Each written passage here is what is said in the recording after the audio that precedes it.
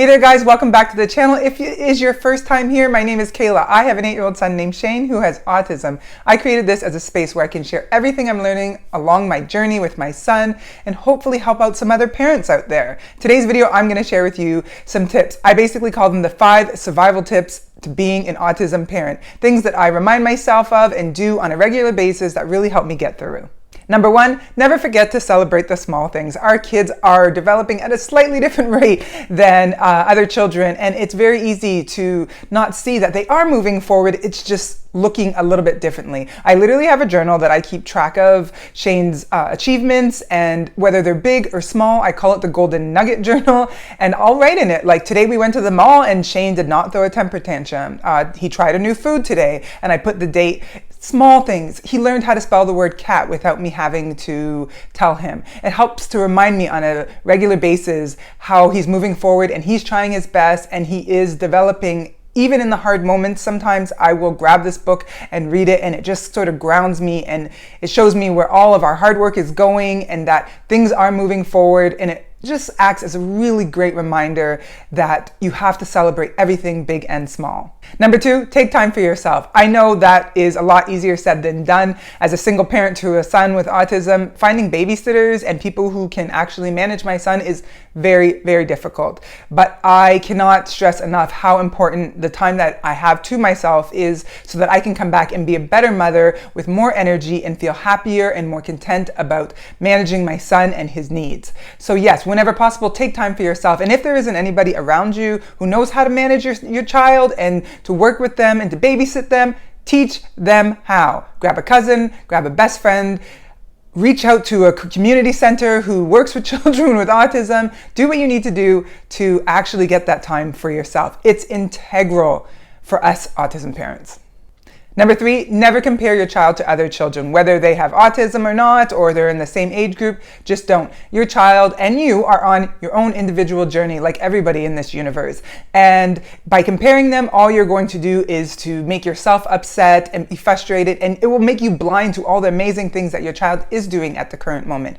I have been very guilty of this in the past, especially back in the day of Shane's early diagnosis when he was 5 and 6 years old. I kept getting the books and saying, okay, he should be doing this by this age, and why can't I get him there? And I knew he was autistic and that he had global developmental delay, but I was still doing this, and it was like torturous for myself. Once I realized I'm just going to monitor my son's development based on where he is today versus where he will be in 2 weeks from now, it was an enormous weight off my shoulder, and it allowed me to really work with my son from where he is at and help him move forward at his own speed with the tools that we were given from educators and therapists, and it just made it a lot easier. So just don't compare your child to anybody else, whoever they may be. Your child is on their own journey, and the best way to get them there is to just focus on them.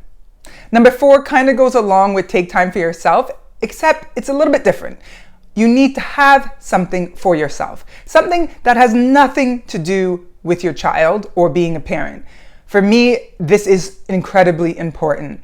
I have a couple of hobbies that I do, like sewing and baking, and when I do these things, I am in the zone and I'm not thinking about being a mom or speech therapy appointments or autism. I'm just thinking about this one little thing that is just for me that has nothing to do with being a parent to a special needs child. I also have a women's group that I attend, and just by accident, none of them actually have children. And because of that, when we go, we just talk about fun, amazing things, that have nothing to do with my son.